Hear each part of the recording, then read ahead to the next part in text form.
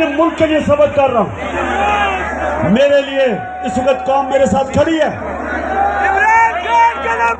बल्तिस्तान में तहरीक इंसाफ, पख्तूनख्वा में तहरीक इंसाफ, पंजाब में, आजाद कश्मीर में, तो मैं जब चाहूं इस्लामाबाद को बंद कर सकता हूं, लेकिन अपने मुल्क के लिए नहीं कर रहा, माशी हालात की वजह से नहीं कर रहा। और अब सैलाब आ गए, लेकिन मैं फिर से आखिर में कहता हूं, मुझे उधर तक ना धकेलो।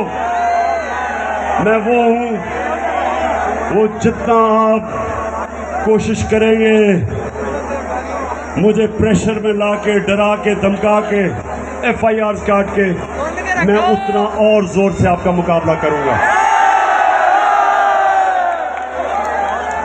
सरगोदा, मैं आपको आज दिल से शुक्रिया अदा आपका करता हूं, जो आज आपने से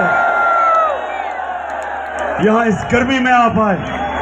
मैं अपनी सारी सरगोदा की टीम, आमिर कियानी प्रेसिडेंट यहाँ के, और जितने मेरे MPs, मेरी टीम, मैं आज आप सबको मुबारक देता हूं जबरदस्त जलसे की। पाकिस्तान जिंदाबाद।